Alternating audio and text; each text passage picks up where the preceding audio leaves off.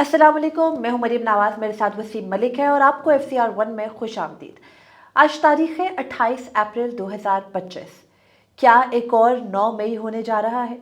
ये स्टेटमेंट इस वक्त देना जब पाक भारत कशीदगी हर गुजरते दिन के साथ बढ़ रही है, लेकिन पाकिस्तान के अंदर डोमेस्टिक सतह पर, अंदरूनी सतह पर, अदालती महाज पर वही सब हो रहा है जो इस सब कशीदगी से पहले हो रहा था, बल्कि उससे कहीं स्टेप आगे चले जाते जा रहे हैं। आज सुप्रीम कोर्ट ऑफ पाकिस्तान में सिविलियंस के फौजी अदालतों में ट्रायल से मुतालिक हसास तरीन मुकदमे की आखिरी समाअत हो सकती थी, लेकिन नहीं की गई। उसकी वजूहात क्या हैं, इससे मुतालिक बात करेंगे।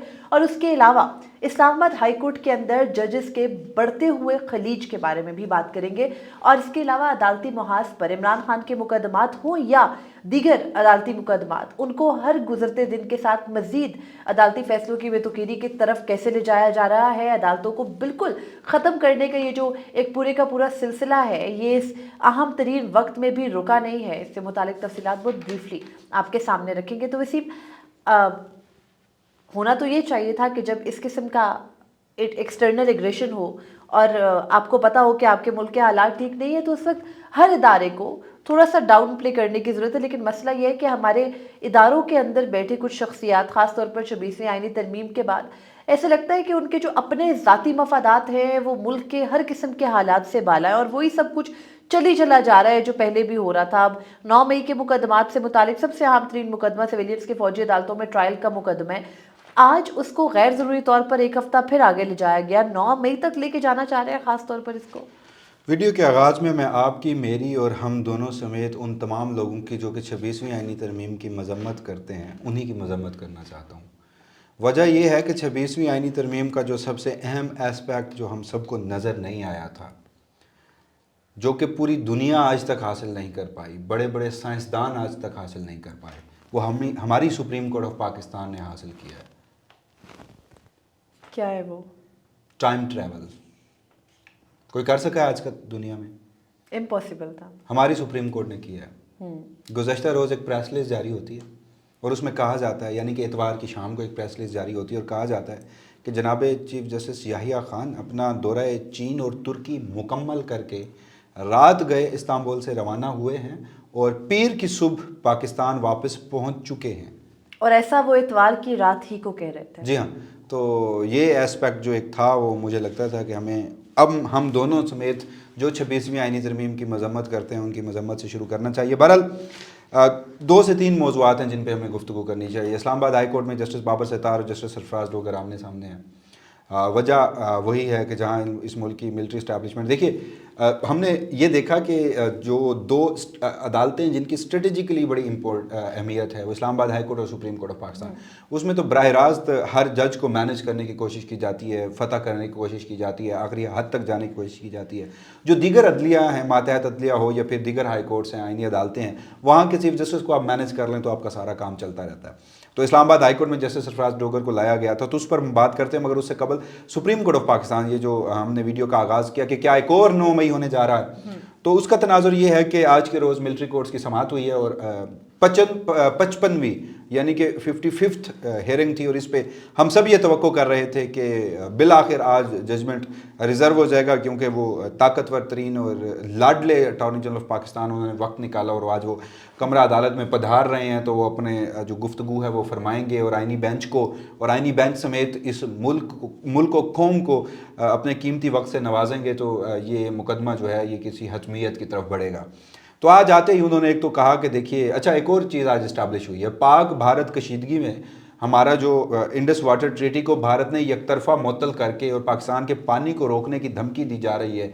पानी जो कि ज़िंदगी है, जो इंडिया ने एक एक्ट ऑफ वार किया है, उस पे हमारे यहाँ से चूँकि ये वर्ल्ड बैंक जो है वो इस सारे मामले में गारंटर था, तो पाकिस्तान ने अब वहाँ मुकदमा करना है। और अटॉर्नी जनरल ऑफ पाकिस्तान गालबन वहाँ तशरीफ़ ले जा रहे थे, लेकिन उन्होंने कहा कि चूँकि माय लॉर्ड आपकी अदालत में मुकदमा था तो वो मैंने डिले करा दिए फ़्लाइट, اور آپ کی عدالت میں میں پہلے پیش ہوا ہوں. مجھے یاد ہے کہ ابھی یہ پاک بھارت کشیدگی شروع نہیں ہوئی تھی، جو پچھلی سماعت تھی ججز والے کیس کی، اس سماعت میں پیش ہو کر اٹارنی جنرل نے پہلے ہی کہہ دیا تھا کہ وہ اگلے ہفتے نہیں ہوں گے. تو بہرحال وہ انہوں نے ان کا ویسے بھی جو انڈس واٹر ٹریٹی والا معاملہ ہے اس پہ کشن گنگا ڈیم والا ایشو آلریڈی چل رہا ہے، تو وہ ایک الگ ان کا جو ہے وہ ایکسرسائز ہے، اس میں آ کر پیش ہو کر احسان جتانا. تو وہ انہوں نے بتایا نا کہ میں یعنی کہ ہمارے ہاں ہمارے اٹارنی جنرل آف پاکستان کو سپریم کورٹ آف پاکستان کے آئینی بینچ میں اگر وہ نہ آتے، عامر رحمان صاحب ایڈیشنل اٹارنی جنرل ہیں، وہ یہی مصروفیت اٹارنی جنرل کی بتاتے تو آئینی بینچ برہم ہو جاتا. آئینی بینچ کہتا کہ اٹارنی جنرل آف پاکستان جو ہے وہ آج ہی، چاہے اس کو فلائٹ میں ہیں، فلائٹ کا رخ موڑیں، واپس پاکستان لینڈ کریں، اور 2 گھنٹے کا وقت دیا جاتا ہے اٹارنی جنرل پیش ہوں. نہیں، لیکن انہوں نے یہ بتانا مقصود سمجھا کہ میں آپ کی عدالت میں آج آیا ہوں، میں نے فلائٹ ڈیلے کر دی ہے. کیا پتا وہ ان کو یہ بتانا چاہ رہے ہوں کہ آپ کی موجودگی میں بھی میں آپ کی عدالت میں آیا ہوں، ضرورت کیا ہے اس وقت ریاست کی. تو بہرحال اس کے بعد انہوں نے کہا کہ جی 3 نکات ہیں، 3 نکات پر میں عدالت کی معاونت کروں گا. پہلا نقطہ 9 مئی کو کیا ہوا تھا، دوسرا نقطہ میں نے جو عدالتی یقین دہانیاں کرائی تھی اس پر کس حد تک عمل درآمد ہوا، اور تیسرا نقطہ کیسے مکروں گا. جی ہاں، اور جو ایک اپیل کا حق ہے کیا وہ حکومت دینے جا رہی ہے نہیں، چونکہ نہروں کا مسئلہ تھا اور انڈو پاک معاملات تھے، تو جو فیصلہ ساز تھے وہ اس میں مصروف تھے، میری ان سے بات چیت نہیں ہو پائی. مشاورت کے لیے وقت دیا جائے، مشاورت کے لیے وقت تو دے دیا گیا، اور ساتھ ہی جسٹس جمال مندوخیل نے کہا کہ حکومت جو مرضی پالیسی فیصلہ کرے اس کے جو اثرات ہیں سپریم کورٹ کے اس فیصلے پر نہیں ہوں گے. ساتھ انہوں نے کہا کہ حکومت کے بات پہ ہنسنا ہے، اس پہ ہم گفتگو کرتے ہیں کہ ہنسنا ہے یا رونا ہے یا ماتم کرنا ہے. تو ساتھ ہی انہوں نے یہ بھی کہا کہ یہ پالیسی فیصلہ بھی کر لیں کہ سول نظام ناکام ہو چکا ہے، سب کیسز فوجی عدالتوں میں بھیج دیں. پارلیمنٹ کی ثوابدید ہے کہ آرمی ایکٹ میں آپ ترمیم کریں یا نہ کریں. پھر اس کے بعد اب معاملہ جو ہے وہ 5 مئی تک گیا ہے. اچھا دیکھیے، یہ جو ہم نے کہا نا کہ ایک اور 9 مئی ہونے جا رہا ہے، اس کی وجہ 5 مئی سوموار کا روز بنتا ہے. اٹارنی جنرل 45 منٹ دلائل دیں گے اگر وقت ہوا اس روز بھی، اور وہ پدھار گئے اور وہ ملک و قوم کو نواز گئے، آئینی بینچ کو نواز گئے، تو ججمنٹ جو ہے وہ، کیونکہ اب حتمی تاریخ ہم دے تھک چکے ہیں. خواجہ جو حارث صاحب ہیں وہ 30ویں سماعت پہ کہہ رہے تھے کہ میں 2-4 دن لوں گا، اور تقریباً 53ویں یا 54ویں سماعت پہ انہوں نے آئینی بینچ کی جان چھوڑی ہے. تو اس سارے معاملے میں اب سوموار کے روز ممکنہ طور پر ججمنٹ ریزرو ہو. تو ہماری عدالتی تاریخ رہی ہے کہ ججز 2 سے 3 دن لیتے ہیں ہائی پروفائل کیسز میں، اور جمعے کو فیصلہ سنانا بھی ایک ہماری تاریخ روایت ہے. تو جمعے کو فیصلہ سنایا جائے، اور جمعے کو 9 مئی بنتا ہے. یہ تو ہیڈس آف ٹو جسٹس اعجاز الحسن اور ان کی سربراہی میں 5 رکنی بینچ کہ پہلے دن مقدمے کی سماعت کی فوجی عدالتوں کے، اسی دن ڈیسائیڈ کیا اور آدھے گھنٹے کے بعد آ کر ایک لینڈ مارک ججمنٹ سنایا تھا. اب میں نے کیوں کہا یا آپ نے کیوں کہا کہ 9 مئی ہونے جا رہا ہے؟ 9 مئی پر ہمارا ایک متواتر سٹانس ہے کہ 9 مئی 2023 پاکستان کی تاریخ میں کسی حوالے سے کوئی اچھا دن نہیں رہا. آئین اور قانون کو ہاتھ میں لیا گیا تھا، نہیں ہونا چاہیے تھا. اس کی مذمت اور اس میں جو بھی ملوث ہے ان کو قانون کے مطابق سزا سنانی چاہیے. مگر وہیں شفاف تحقیقات کے بعد، جی ہاں، وہیں ہماری ریاست نے 9 مئی کو پولیٹیسائز کیا. ایک سیاسی جماعت اس ملک کے لوگوں کے خلاف شخصی آزادیاں چھیننے، آئین اور قانون کو روندنے، عدالتوں کو فتح کرنے. اور یاد رکھیے کہ آج بھی ہمارے ملک میں جو نظام ہے وہ پوسٹ 9 مئی نظام ہے. تو اب اس سارے معاملے میں 9 مئی یعنی آئین اور قانون کی خلاف ورزی 9 مئی کو بھی ہوئی، اور اس کے بعد اس کے تناظر میں ہماری ریاست نے بھی کی. سپریم کورٹ آف پاکستان فوجی عدالتوں کے مقدمے میں کیا فیصلہ دے گا؟ آئینی بینچ ابھی تک اس بات پہ مطمئن نہیں ہوا. اب فیصلہ وہ جو مرضی دیں، خواجہ حارث ہوں، اٹارنی جنرل ہوں، کوئی بھی ہوں. آئین کے آرٹیکل 175 کی خلاف ورزی، بنیادی انسانی حقوق کی خلاف ورزی، عالمی کنونشنز کی خلاف ورزی، ڈیو پروسیس کی خلاف ورزی، سب سے بڑھ کر جمہوریت کی خلاف ورزی ہیں یہ فوجی عدالتیں.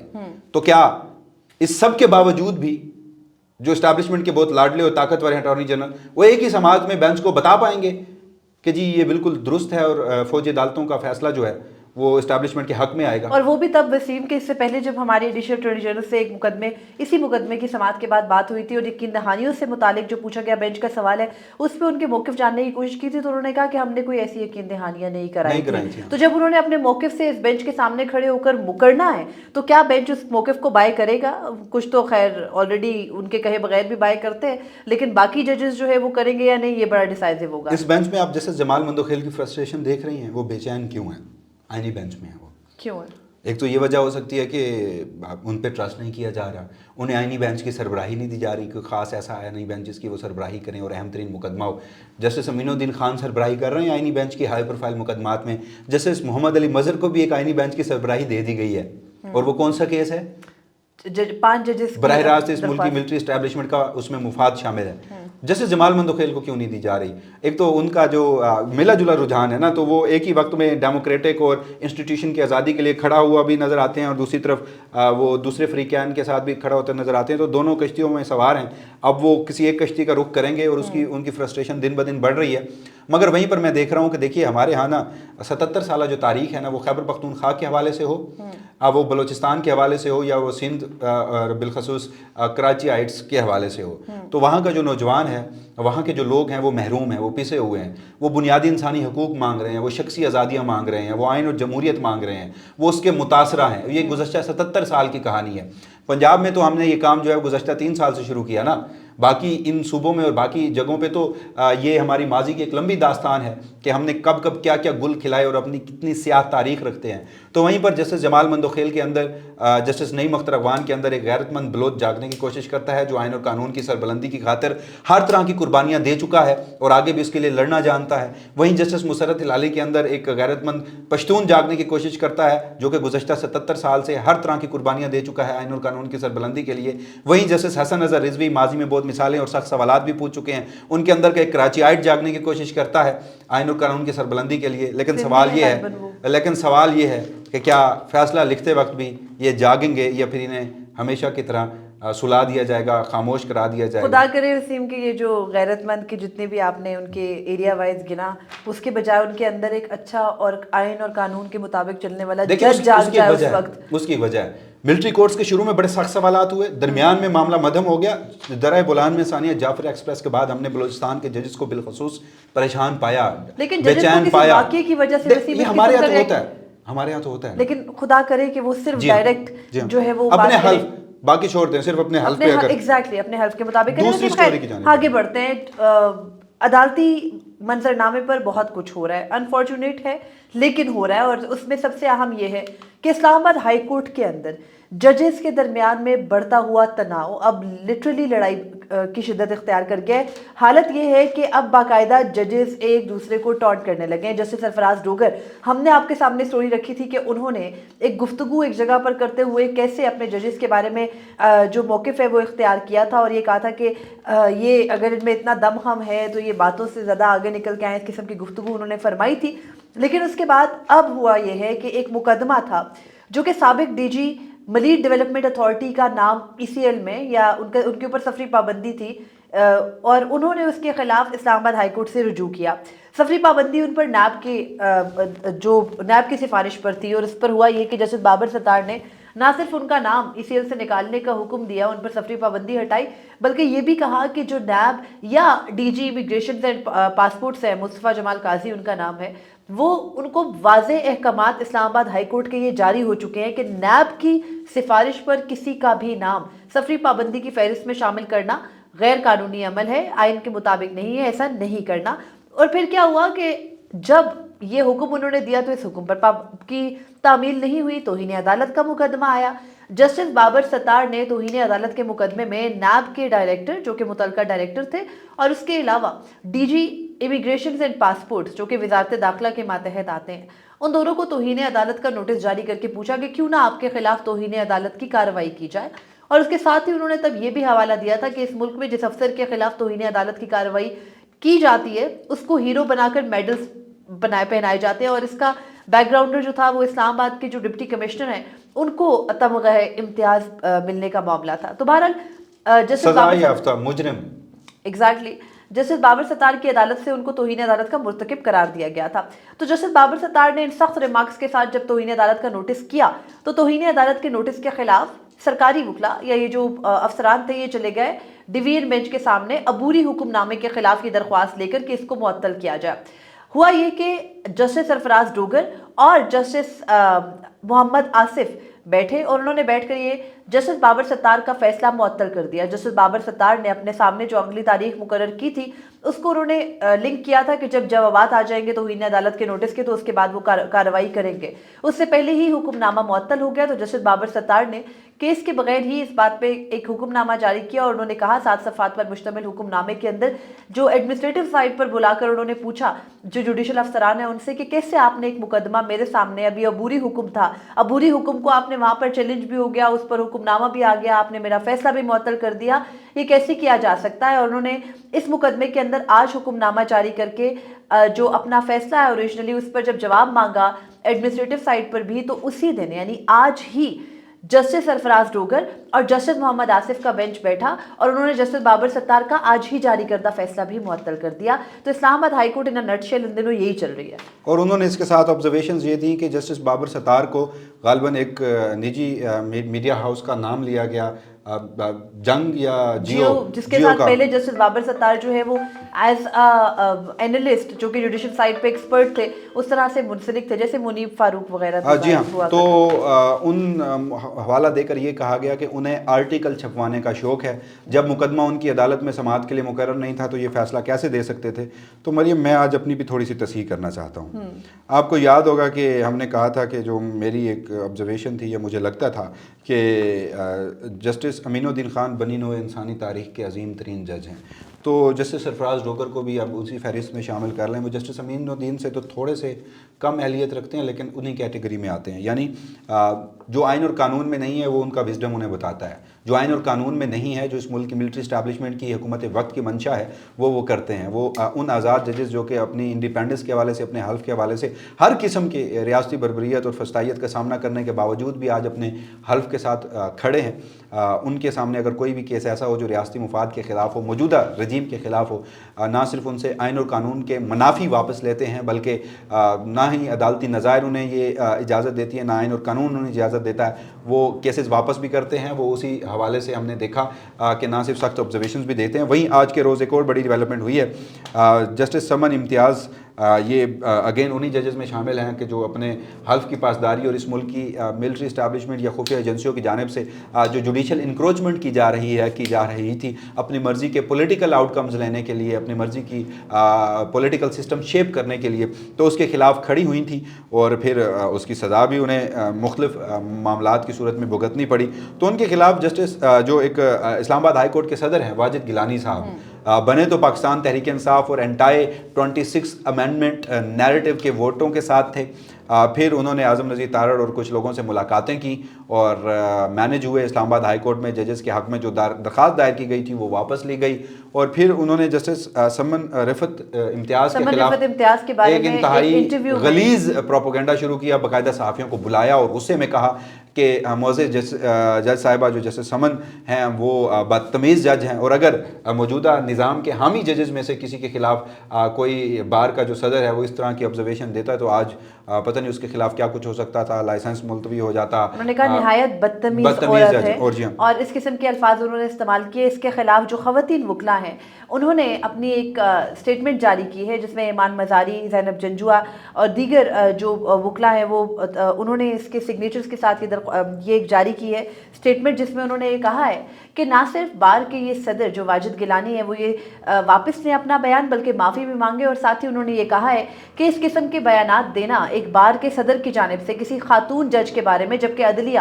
وہ ادارہ ہے, وہ ہمارے ملک کا ایک اب تو خیر محکمہ ہے, اس محکمے کے اندر خواتین کی جو نمائندگی ہے وہ نہ ہونے کے برابر ہے مردوں کے مقابلے میں. تو وہاں پر اگر کوئی جج آ کر اپنے فرائض انجام دے رہی ہیں تو ان کے بارے میں اس قسم کی زبان استعمال کرنا ناقابل قبول ہے. ان وکلا نے وسیم یہ بھی کہا ہے کہ جو واجد گیلانی کا بیان ہے وہ پدر شاہی کی جو ہے وہ جو اس ملک کے اندر ایک انگریوڈ قسم کی روایت ہے اسی کی طرف اشارہ کرتا ہے, اور ان کو فوری طور پر اس قسم کی سٹیٹمنٹ کو واپس لینا چاہیے. کسی بار کے صدر کو یہ زیب نہیں دیتا کہ وہ کسی خاتون جج کے بارے میں اس قسم کی ریمارکس سے انفیکٹ کسی بھی جج کے بارے میں دے. بہرحال یہ ایک اپڈیٹ اور وسیم آخر میں اور ایک دو اور معاملات بھی ہیں وہ جلدی سے ڈسکس کر لیتے ہیں. توشہ خانہ 2 کیس کی سماعت بھی وہ آج کے روز ملتوی کر دی گئی ہے کیونکہ اڈیالہ جیل میں سماعت ہوتی ہے اور عمران خان کی جو ملاقاتیں ہیں ان پر پابندی عائد ہے کہ کہیں وکلا اور ان کی فیملی جا کر مل نہ لے. عمران خان توشہ خانہ 2 وہ مقدمہ ہے جو ڈیلی کے حساب سے روزانہ کی بنیاد پر اس کی سماعت ہو رہی تھی, اور فیبرری کے بعد یعنی فروری 2025 کے بعد آج اپریل بھی ختم ہو رہا ہے, اپریل تک یہ 3 ماہ گزر گئے, کوئی سماعت نہیں ہوئی ہے اس توشہ خانہ 2 کے مقدمے کی، اور اس کے پیچھے ایک اندیا یہ بھی دیا جا رہا ہے، اشارہ یہ بھی دیا جا رہا ہے کہ شاید عمران خان جب باقی تمام تر مقدمات میں بری ہو گئے تو پھر اس مقدمے کو ایک ہتھیار کے طور پر استعمال کیا جانا ہے، تو اس لیے اس مقدمے کی سماعت آگے نہیں بڑھائی جا رہی. اور دوسری وجہ عمران خان سے ملاقات کی بھی ہے. عمران خان کے اوپر مقدمہ کوئی بھی نہ ہو، جہاں تک معاملات لے کے گئے ہیں کون سا آئین اور قانون کے مطابق اور عدالتی نظائر کے مطابق جو ہے ہماری عدالتیں یا باقی معاملات کام کر رہے ہیں، تو بہرحال یہ ایک الگ ڈیبیٹ ہے. وہیں پر اسلام آباد ہائی کورٹ میں آج ایک مقدمہ جس میں یہ پتہ چلا کہ علیمہ خان عمران خان کی بہن ہے، ان کے اوپر بھی سفری پابندیاں، ان کا نام ECL میں ہے اور وہ سفر کرنا چاہتی تھیں اس سارے ٹائم سپین میں، کیونکہ وہ شوکت خانم اور نمل کے بورڈ آف گورنرز میں سے ایک رکن ہے، اور وہ اس حوالے سے جو ان کا ایک چیریٹی کا ایونٹ تھا وہاں پر وہ شرکت کرنا چاہتی تھیں، اور فنڈ ریزنگ کی تقریب تھی، بیرون ملک جانا تھا. پتہ چلا کہ ان کا نام ECL میں ہے. اسلام آباد ہائی کورٹ میں درخواست دائر کی گئی اور اس درخواست پر سماعت جو ہے وہ آج کے روز کی ہے. جسٹس خادم حسین سومرو نے، اگین ٹرانسفر شدہ اور مسلط شدہ جج ہیں، سندھ ہائی کورٹ سے آئے ہیں. انہوں نے کیا کیا ہے کہ اسلام آباد ہائی کورٹ نے فریقین کو نوٹس جاری کرتے ہوئے 5 مئی تک رپورٹ جو ہے وہ طلب کر لی ہے، اور اب دیکھنا یہ ہے کہ علیمہ خان صاحبہ کو بھی بیرون ملک جانے کی اجازت ملتی ہے یا نہیں ملتی. تو صرف 5 مئی تک، مطلب ایسے لگ رہا ہے کہ ساری کی ساری عدالتیں جو ہیں ان کو ایک ہفتے کا ٹائم سپین، جب تک ملک میں مزید ضروری جو ہے وہ امور چل رہے ہیں تو تب تک تمام تر معاملات کو التوا میں ڈال کے آگے کیا گیا. کل کے دن عمران خان سے ملاقات کا دن ہے ایک مرتبہ پھر، جہاں پارلیمنٹ میں جو ایوان بالا کا اجلاس ہے وہ بھی چل رہا ہے، اور اس کے اندر بھی یہ مطالبہ ہو رہا ہے کہ پولیٹیکل کنسنسس اس وقت پہ جو تمام تر جماعتیں ہیں وہ یک زبان تو ہیں، تو کیا عمران خان سے کل ملاقات کرنے دی جائے گی یا اسلام آباد ہائی کورٹ اسی اسلام آباد ہائی کورٹ کے احکامات کی ایک مرتبہ پھر پامالی ہوگی، یہ بھی ہمیں دیکھنا ہوگا. تو فی الوقت عدالتی محاذ پہ ملک میں جو بھی کچھ خارجی سطح پر جو کچھ بھی ہو رہا ہے، لیکن اندرونی سطح پر ملک میں وہی پرانے قصے، بلکہ زیادہ آپ کہہ سکتے ہیں کہ ایک سخت اور زیادہ بدترین طریقے سے چل رہے ہیں. تو ہم نے آپ کے سامنے وہ تفصیلات رکھی. مجھے وسیم ملک کو فی الوقت اجازت دیجیے. اللہ حافظ. اپنے فیڈ بیک سے ضرور آگاہ کیجیے گا.